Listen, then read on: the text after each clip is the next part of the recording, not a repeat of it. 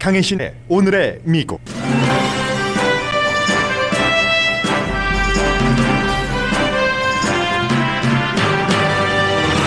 8월에 백악관에 돌아간다던 트럼프 전 대통령이 8월이 오기 전에 검열이 피해자라면서 페이스북 등 빅테크 회사를 고소했습니다. 전문가들은 고소 요건조차 맞지 않아 승소 가능성이 거의 없다는 걸 트럼프 전 대통령도 알고 있다고 봅니다.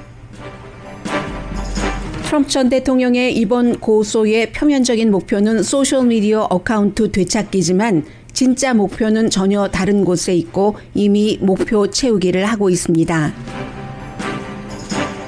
트럼프 전 대통령 개인 변호사였던 루돌프 줄리아니 전 뉴욕시장이 뉴욕에 이어 워싱턴 DC 변호사 자격증도 임시 박탈당했습니다. 재판부는 그 이유를 줄리아니 변호사가 2020년 선거가 부정이라고 거짓 주장을 했기 때문이라고 밝혔습니다. 애리조나주 총무처 장관이 검찰총장에게 트럼프 전 대통령 측근들이 선거 결과를 뒤집기 위해 활동했던 기록을 형사법 위반으로 조사해 줄 것을 요청했습니다. 바이러스로 인한 세계 사망자는 400만 명이 넘어 지금 매년 교통사고로 숨지는 사람의 3배가 됐습니다. 이스라엘에서도 파이저 백신이 변이 바이러스에 효력이 있다고 발표했지만 세계적으로 백신 접종이 가장 큰 도전입니다. 일본은 바이러스 비상사태가 선포됐어도 관중 없이 도쿄올림픽은 이어집니다. 한국의 하루 확진자 숫자가 최고를 기록하자 세계가 불안하게 지켜봅니다.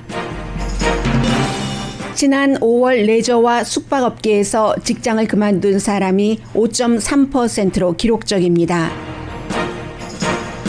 가솔린 값은 지난 7년 사이 가장 비쌉니다. 가격을 내릴 수도 있는데 문제는 협상이고 그 협상에 미국이 개입 중입니다. 아메리카 대륙에서 가장 못살고 불안한 나라인 IT 대통령 암살은 아가타 크리스티 추리소설보다 더한 추리 수준입니다. 외국인이 살해했지만 내부 도움 없이 불가능하고 대통령 권한 대행은 암살당한 대통령이 해고한 인물입니다.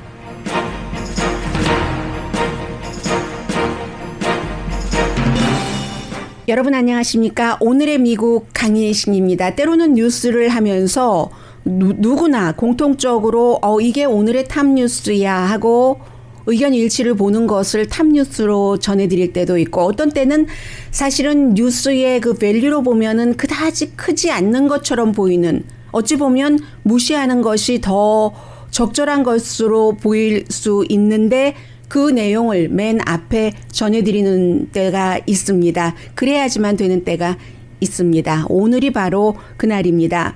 트럼프 전 대통령이 어제 이제 오늘의 미국이 끝나고 난 뒤에 뉴저지주 자신의 골프장에서 플로리다주에 이제 고소장을 접수를 하는데 기자회견을 했죠. 아주 오랜만에 카메라 플래시도 받고 즐겁게 그 시간을 즐기는 것 같은 그런 모습이었다고 거의 모든 그 전문가들이 평을 하고 있는데 기본적으로는 이제 8월 달에 대통령으로 다시 돌아온다 하는 사람이 믿지 않았지만 공화당의 30% 이상이 그 말을 믿고 있었다는 그 8월이 되기 전에 페이스북, 트위터, 구글과 그 회사의 CEO를 고소했습니다. 그래서 오늘은 그 고소한 주제, 이것의 팩트 체크, 왜 고소를 했을까? 이 고소의 결과는 어떻게 될까? 이런 것을 전해드리는 것이 결국은 그 트럼프 전 대통령이 선거에서 지고 아직까지도 내가 대통령이다라고 하고 그것을 많이 믿고 있는 그로 인해서 나라가 분열되고 있는 것에 또 다른 정리할 수 있는 부분이 될까 해서 먼저 전해드리겠습니다. 불법으로 검열을 했다는 겁니다. 트위터에서는 영구히 퇴출당했고 페이스북은 일시적으로 퇴출당했다가 또 페이스북에서 조사를 한 뒤에 적어도 2년은 더 퇴출이다 이렇게 얘기를 했고 구글도 그 사이에 이제 트럼프 전 대통령이 올렸던 많은 것을 내렸는데 그게 표현의 자유 위배라는 겁니다. 검열을 왜 하냐? 언론사도 아니면서 이렇게 하면서 또 그 1996년도에 통과됐었던 법도 하나 제시했는데 잠시 뒤에 말씀을 드리고요. 보수에 대한 검열 때문에 내 어카운트가 삭제됐다 하는 얘기입니다.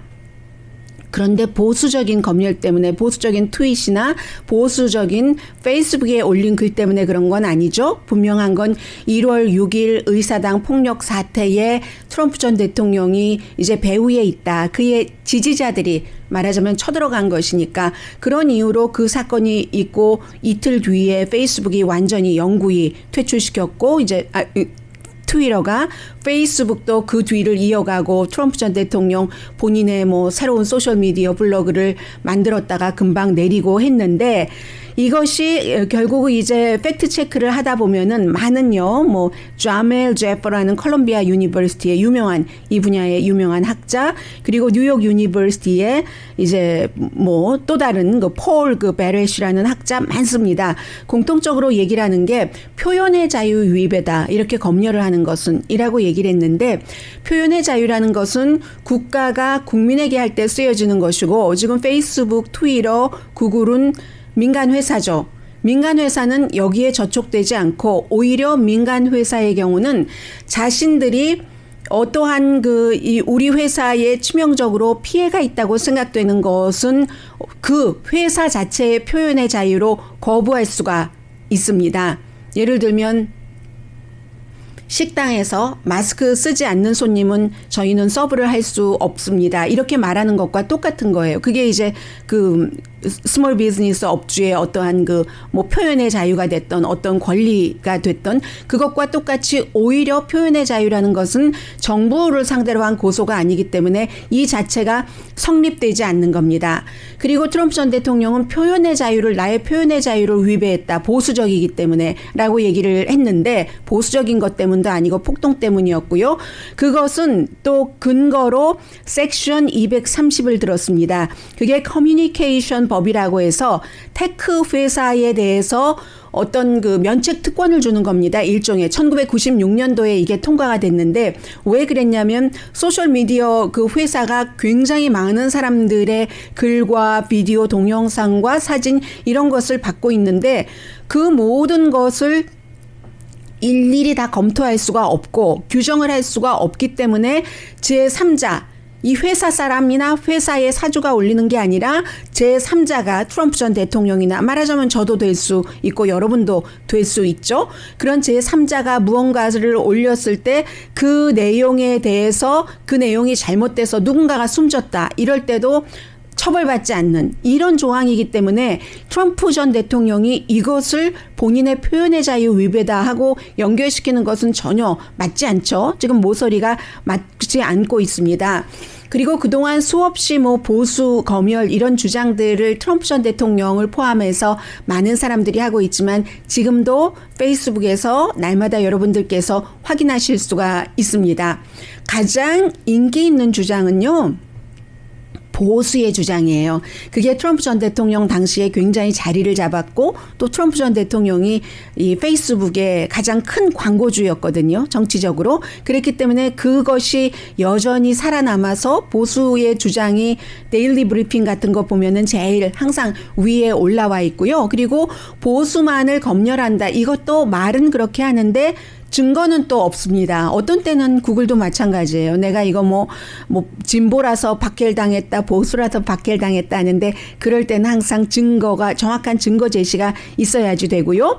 그럼 앞으로 어떻게 될 것인가? 분명하게 그런 표현의 자유라는 게 이 회사들에게는 적용이 안 된다고 하고 보수 때문에 그랬다고 하는 것은 그게 아니라 이 회사가 이유를 밝혔잖아요. 어카운트를 클로즈할 때 폭동을 조장했기 때문에 여기까지는 우리가 안 되겠다 하고 했었고 그럼 어떻게 될 것인가? 확률이 없다고 봅니다.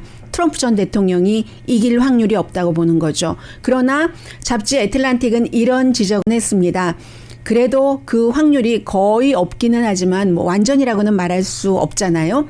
거의 없긴 하지만 그나마 8월 달에 다시 돌아온다는 대통령으로서 백악관으로 다시 간다는 주장에 대한 그 확률보다는 높다. 이렇게 지금 얘기를 하고 있고요. 그러한 것들을 대통령과 대통령의 변호인들도 다 안다는 거죠. 산타클라라 유니버시티 법대의 캘리포니아주요. 이 에릭 골드먼 교수가 이 분야에서 굉장히 유명한 사람인데 다 그 트럼프도 알고 트럼프의 변호인도 안다. 왜냐하면 그리고 이 일로 인해서 내가 이제 검열을 당하고 어카운트를 이렇게 폐쇄당했다 하는 것을 주장을 하기 위해서는 그럼 저쪽 회사들에서는 우리는 1월 6일 그 폭동 사건 때문이었다라고 얘기를 하면은 그 폭동 사건에 트럼프 전 대통령이 어떤 역할이 있었는지 없었는지를 철저히 규명을 해야지 됩니다.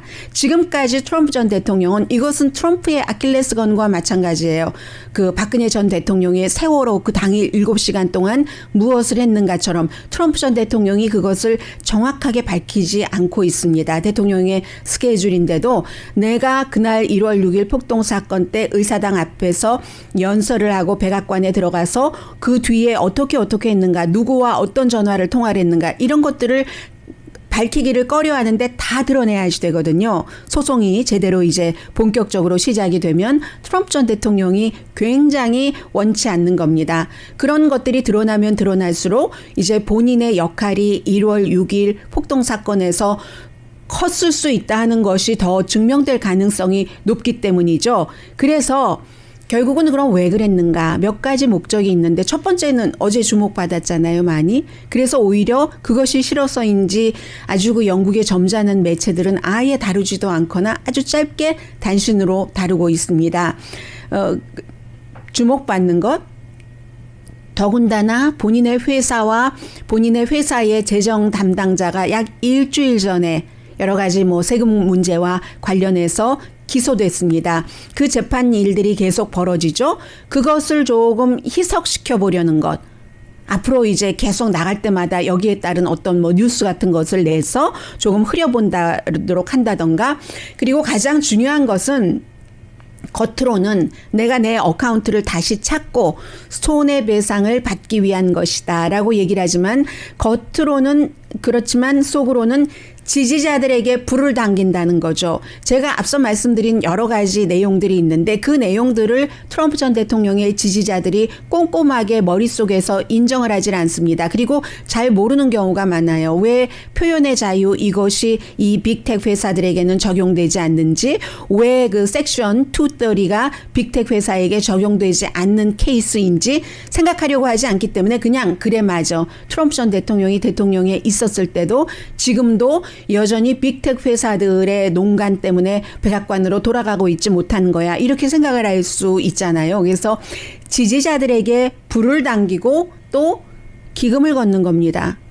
어제 이 기자회견을 하고 나서 바로 기금을 걷는 것을 시작을 했습니다. 지난번에 선거 끝나고 나서도 얼마나 많은 돈을 모았어요. 트럼프 전 대통령이. 그것으로 법률 지금 이제 법적 소송에 들어가는 비용도 maybe 다 거기서 충당하는지도 모르죠. 그리고도 또 한 번 기금을 걷는다는 것. 빅테크에 대해서 사람들이 분노하게 돼서 그래서 어떤 교수는 이건 고소가 아니라 선거 기금 모금 이벤트다 이렇게 얘기를 하면서 판타지다 하는 지적이 굉장히 많습니다. 그래서 여러 가지를 쭉 종합해 보면은 트럼프 전 대통령의 이번 고소 케이스는 승소할 확률이 거의 없다라고 보시면 틀림없을 것 같습니다.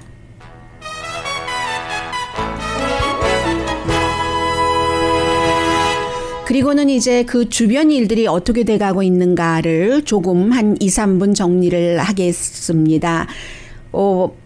루돌프 줄리아니 전 뉴욕시장이 6월 달에 뉴욕의 그 변호사 자격증을 임시로 템포러리입니다. 박탈당했습니다. 그리고 어제는 워싱턴 DC에서도 박탈을 했는데 물론 워싱턴 DC에서는 그동안 활발하게 활동을 하지 않았기 때문에 별 인액티브였어요. 액티브가 아니라 변호사 자격증이 아마 돈을 또 안 낸 것 같아요. 그런데 지금 상태에서는 이제 변호사 그 멤버십 피가 있잖아요. 그 비용을 낼 수는 없는가 봅니다. 인액티브가 돼버렸기 이 임시로 뉴욕과 마찬가지로 똑같은 이유로 변호사 자격증을 박탈했기 때문에 2020년 증거 없이 부정선거라고 주장을 했다면서 이제 특히 여기서 루디 줄리아니가 부정선거라고 주장을 했는데 그게 아님으로 인해서 변호사 자격이 없다 해서 변호사 자격증까지 임시로 박탈되게 되는 데는 특히 2개 케이스가 있거든요. 미시건주에서 숨진 사람이 투표를 했다. 조지아주에서 미성년자도 투표를 했다. 이게 이제 법원에서는 결국은 증거도 없고 뭐도 없고 해서 그냥 이렇게 됐다는 거예요. 해서 아마 영구히 루디 줄리아니 전 뉴욕시장이 변호사 자격증을 당할 것인가 여기에 대해서는 또 다른 청문회가 있어야지 되겠고 또 몇 년 걸릴 겁니다. 그런데 어쨌든 뭐 연방법에 대해서는 워싱턴 DC의 경우는 워싱턴 DC에서 변호사 자격증 없어도 연방법에 관한 것은 또 할 수가 있거든요. 변호사업을. 그래서 이제 그런 것은 있지만 아무튼 그로 인해서 이 루디 줄리안이라는 사람이 뉴욕 시장까지 되게 된 데는 변호사 출신, 검사 출신 그런 역할이 있었고 그런데 결국은 지금은 뭐 다시 활발하게 정치 활동을 할 젊은이도 아니잖아요. 나이가 많은데 트럼프 전 대통령의 친구고 아주 가까운 그렇기 때문에 그 변호사로 굉장히 화려한 경력까지 올라갔었던 루디 줄리아니가 또 어찌 보면 이 마지막에 그 변호사 자격증을 박탈당할 수도 있겠구나 하는 인생의 흐름을 좀 볼 수 있겠고요. 또 하나는 애리조나 케이스인데 이 케이스는 상당히 정치적입니다. 왜냐하면 이 주의 총무처 장관이 주의 검찰총장에게 자꾸만 트럼프 전 대통령과 루디 줄리아니, 애리조나주의 공화당 그 의장 등이 여러 가지를 강압을 하면서 부정선거가 아닌데 특히 이제 마리코파 카운티의 경우에 부정선거라고 하라고 하고 트럼프 전 대통령은 이 마리코파 카운티의 슈퍼바이저 위원장에게 전화를 걸려고 했고 또 뭐 걸기도 했는데 이 문제가 이슈가 있기 때문에 슈퍼바이저 위원장이 루디 줄리아니의 전화도 받지 않고 전화 오는지 뻔히 알면서 이제 엔서링 머신에 기록을 남겼고 하는 이런 형태로 트럼프 전 대통령과 그의 주변 인물들이 부정선거가 아닌데 부정선거라고 하는 것을 주 검찰총장이 수사를 해달라 하고 총무처 장관이 직접 요청을 했습니다. 그런데 애리조나주는요, 조지아주와는 달리, 조지아주는 주지사, 뭐 총무처 장관, 뭐 전부 그 공화당이었었잖아요. 애리조나는 수사 요청을 한 총무처 장관은 민주당입니다. 케이리 합스라는 민주당이고, 그리고 검찰총장 조사해달라는 요청을 받은 마크 브로노비치 이 검찰총장은 공화당이거든요. 그리고 두 사람 다 내년에 다른 선거에 출마를 합니다. 민주당인 총무처 장관은 주지사 선거에 나가고 검찰총장 공화당은 연방 상원에 출마하거든요. 그렇기 때문에 이게 또 정치적인 것과 연관이 되는 건데 어쨌든 이 트럼프 전 대통령이 이로써 아직까지도 그 공화당을 지배하고 있다 하는 것을 알 수가 있습니다. 그런 opened up and why isn't that being studied? If this country can 네, 지금 이제 어제 기자회견 했던 장면을 잠시 아침에 케이블 텔레비전에서 음성을 들려드린 부분이었습니다.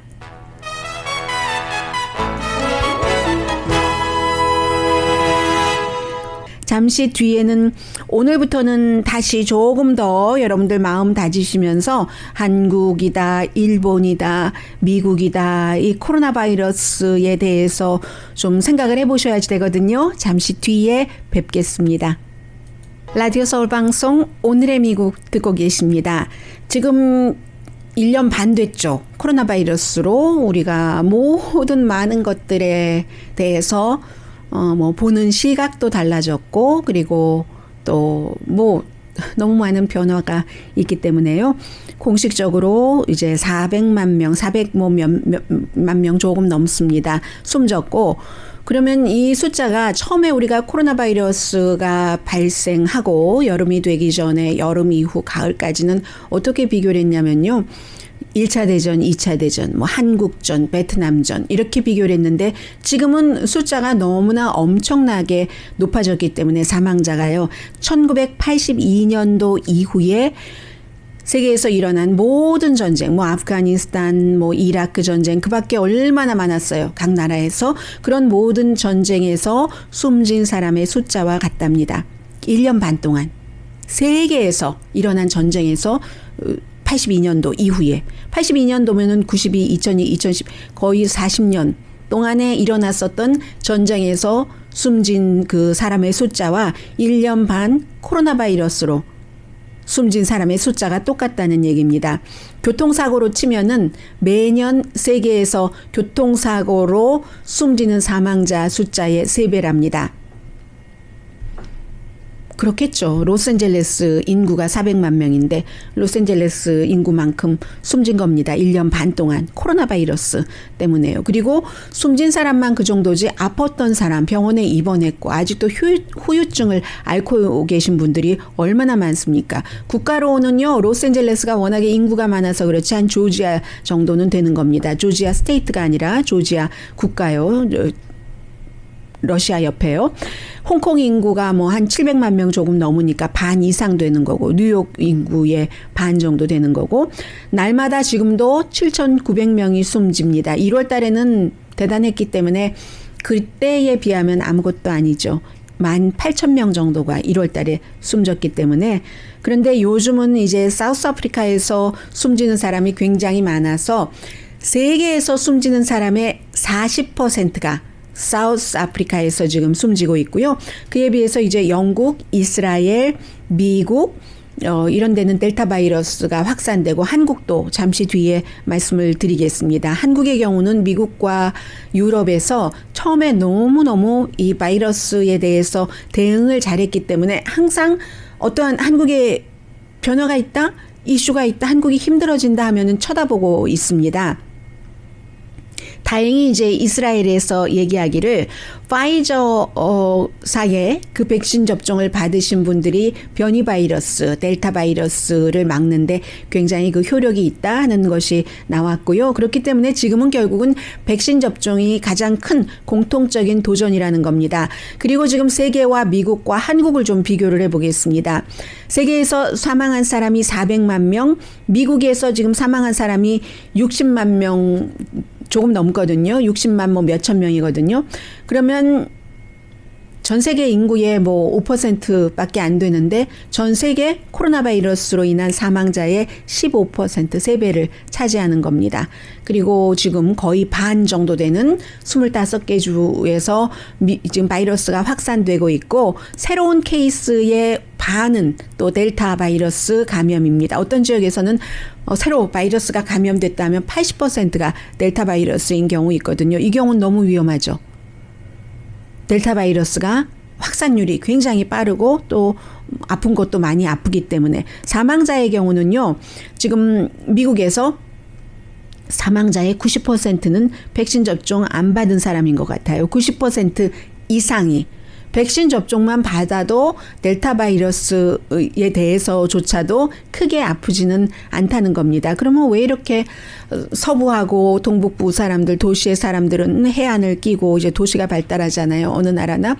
그런 곳에 있는 사람들은 백신 접종 많이 받고 내륙 지역에 이제 그 공화당 색깔, 남부 뭐 이런 곳은 백신 접종을 안 받는가. 이게 이제 뭐 기본적으로는 정부의 헬스 시스템에 대해서 못 믿는 그런 것도 있어요. 그러나 이번에는 그 케이스보다도 잘못된 정보, 그것도 의도를 가진 잘못된 정보 때문에 그러는 게 많다는 겁니다. 왜냐하면 시작부터 400만 명이 숨지는 걸 가지고 아무것도 아니라고 했으니까. 지금도 얼마 전까지도 백신 접종은 맞습니다. 개인의 자유예요. 미국에서 전체적으로 연방정부에서 강요를 하고 또 이것을 의무화할 수는 없습니다. 민주주의이기 때문에.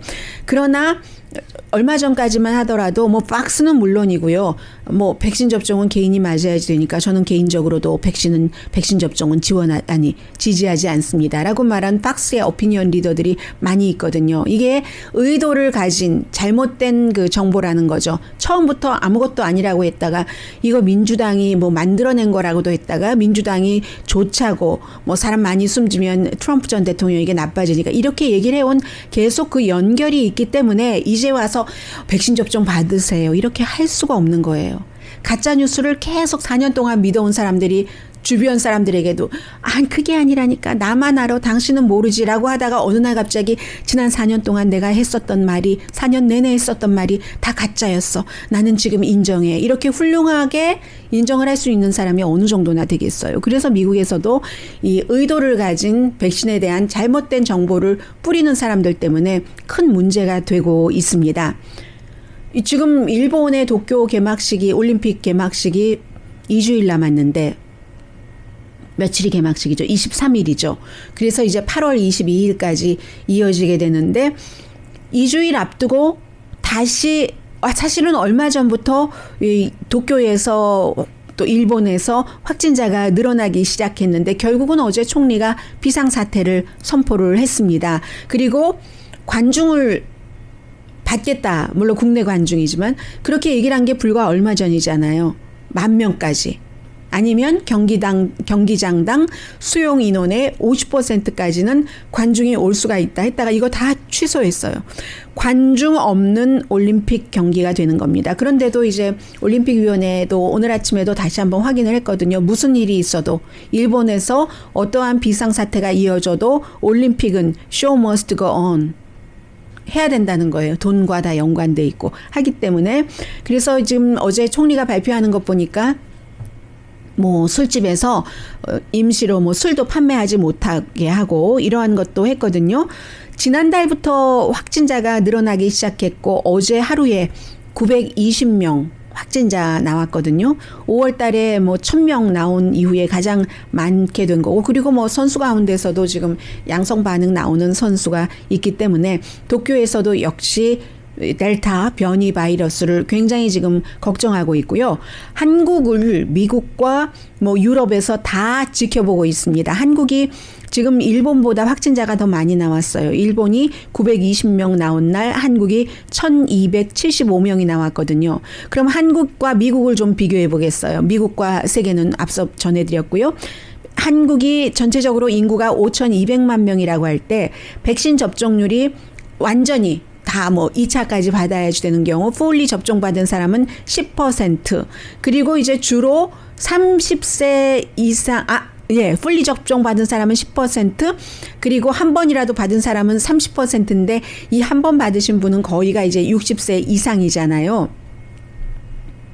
전체 감염자가 미국은 뭐 백신 접종률 지금 뭐 한 번은 거의 70%, 두 번 다는 거의 60% 정도 됩니다.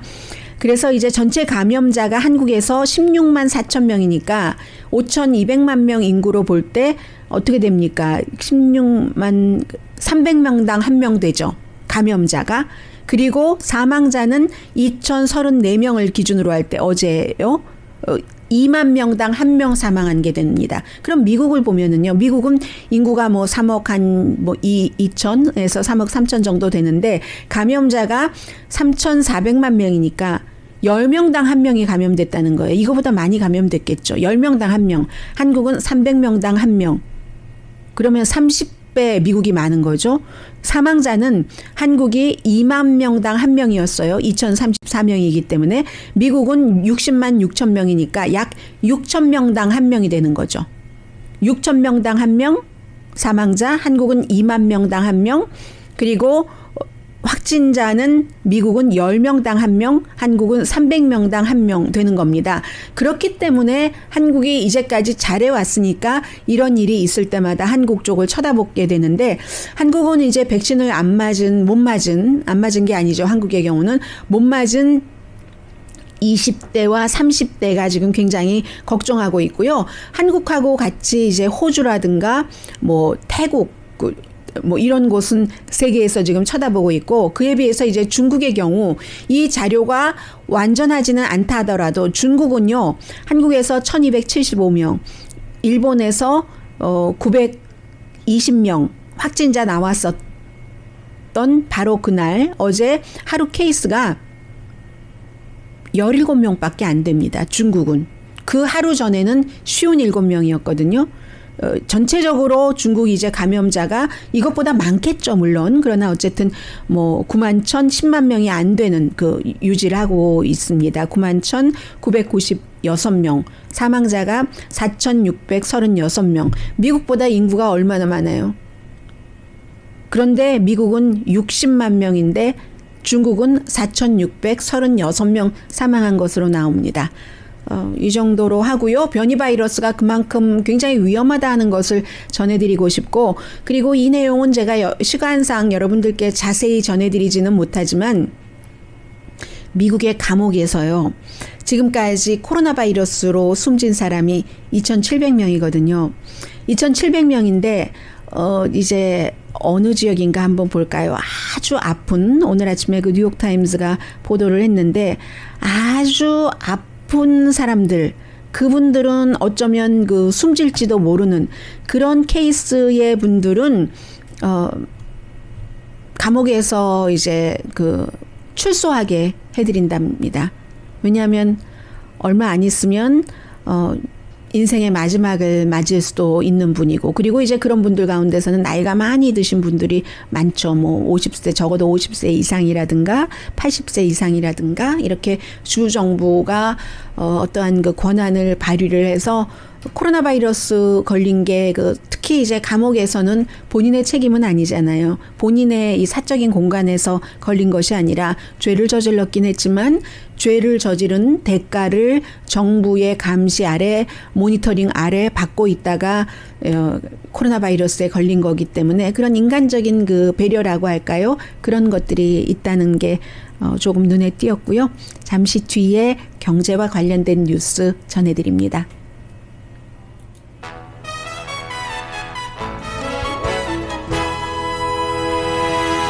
라디오 서울 방송 오늘의 미국 듣고 계십니다. 가솔린 넣으시려면은 전에는 $40대, 뭐 $30대 이랬다면 지금 $50대를 훅 넘어가는 것을 보실 겁니다. 어떤 때는 이거 기름 넘치는 거 아니야? 기름이래요. 네, 가솔린 기름, 오일 넘치는 것 아니야? 하다가 요즘 가솔린 값이 올랐지? 누구의 얘기일까요? 알아맞혀 보세요.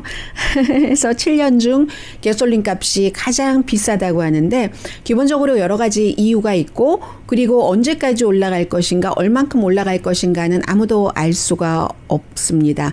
우선은 요구가 늘어나잖아요. 지금 사람들이 안 다니다가 막 하고 다니고 있으니까 수요가 굉장히 많다는 건데, 수요가 많으면 공급도 좀 많아지면은 그러면은 좀 값이 내릴 수가 있는데, 미국에서도 오일 시추요 요즘 더 많이 안 합니다. 그 중동도 마찬가지예요. 왜냐하면 이런 모든 것들이 상당 부분은 투자가들 돈을 벌게 해주려고, 값이 비싸야지 투자가들이 돈을 잘 벌잖아요. 투자가들 돈을 벌게 해줘야 또 그러한 여러 가지를 결정하는 이 결정권자도 연봉도 높아지고 보너스도 받게 됩니다. 그런 이유죠.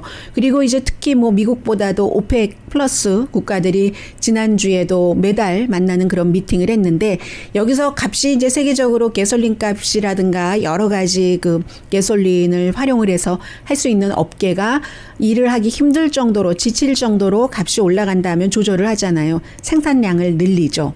그래서 이제 그런 형태로 대강 이제 좀 마무리되고 수습되고 좀 쉬어가자 할 수 있는데, 지난주 오펙 미팅에서도 당연히 사람들이 그 생산국들이 조금 생산을 늘릴 거야, 그래서 값을 낮춰주겠지라고 예상을 했는데, 아니 이게 웬걸, 요즘 드라마틱한 일이 왜 이렇게 많이 일어납니까? 드라마틱한 사건이 벌어진 겁니다.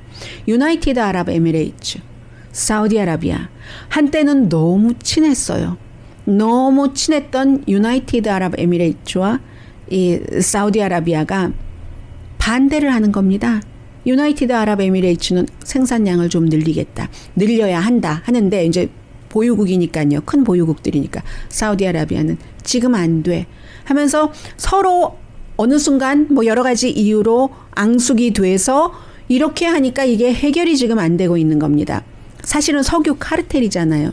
석유 카르텔들이 조금 더 많이 생산하고, 또 어떤 때는 값을 유지하고, 그 또 석유만으로 살아가는 국가도 있기 때문에 거기에 따른 조치를 또 함께 취해주고 하는데, 이렇게 가격이 올라갈 때는 정말로 조금 생산량을 늘려주는 게 좋은데, 지금 노딜입니다. 지난주에 미팅에서 딜이 없었고요. 모든 것은 아무튼 수요와 공급의 불균형 때문에 그런데 이럴 때 항상 미국에서 하는 일이 있습니다. 그건 뭐 트럼프 전 대통령도 그랬고 바이든 현 대통령도 그렇고 오바마 전 대통령도 그렇고 뭐 미국이 최근에는 오일 생산을 조금 많이 하고 있습니다만 그 전에는 미국 거 가만히 내버려 두고 수입해다가 많이 수입해서 쓰고 했었잖아요. 그래서 이런 값이 올라가면은 미국 대통령 백악관이 슬쩍슬쩍 개입을 하죠. 뭐 중재 내지는 개입을 해서 전통이에요. 미국의 전통 이런 오일 값에 대해서 개입을 하는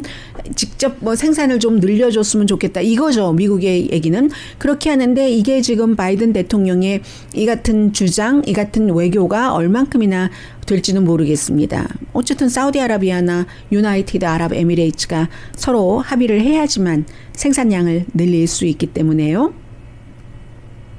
그리고 계속 이어지는 얘기인데 여행업계나 호텔 업계에서 이직을 하는 사람이 5월 달에 5.3% 굉장히 많은 비율이라고 하거든요.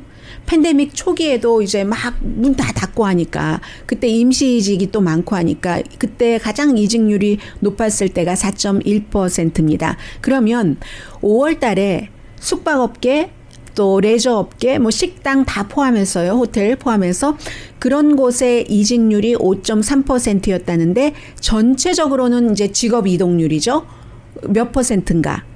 2.5%. 그러면 배도 넘는 거네요.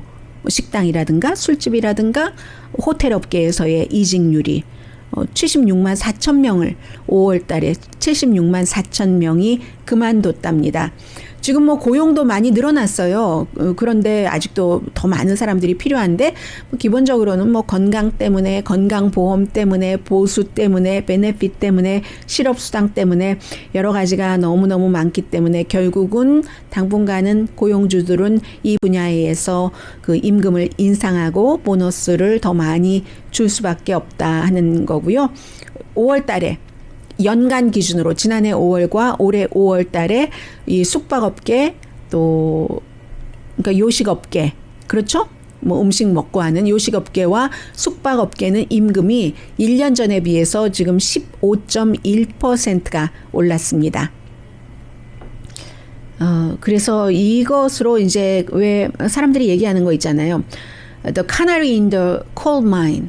카나리 그 새 아주 정말 깨꼬리처럼이 아니라 카나리처럼 생긴 그 카나리 새가 이제 웃을 때가 아니에요. 제가 카나리 인 더 광산 하면은 coal mine 하면은 어떠한 것의 전조로 보잖아요. 광산에 들어갈 때 과거에는 지금이야 뭐 기술적으로 너무 잘 되지만 카나리를 항상 들고 가죠. 광부들이.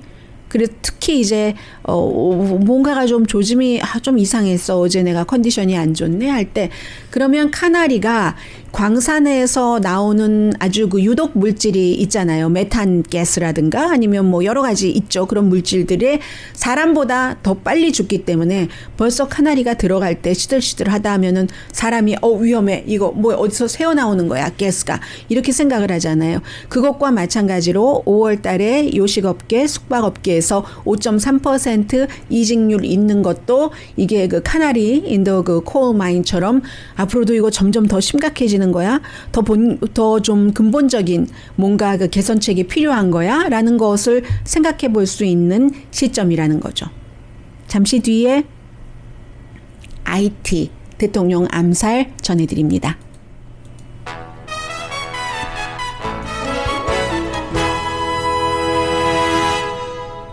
라디오 서울 방송 오늘의 미국 듣고 계십니다.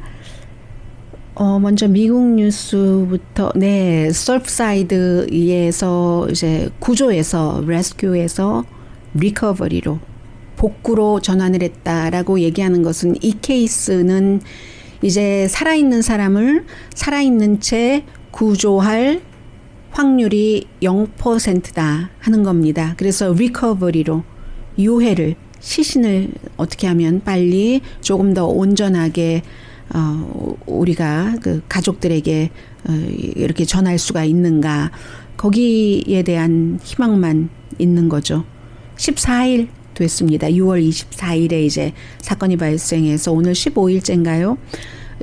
우리 이렇게 이제 더 이상은 그 희망을 버립니다라는 형태의 발표죠. 이 발표를 관계 당국이 하는데 발표를 미리 하기 전에 가족들에게 먼저 가족들의 미팅을 마련했어요. 전부 브리핑을 해준 다음에 그랬다는 거죠.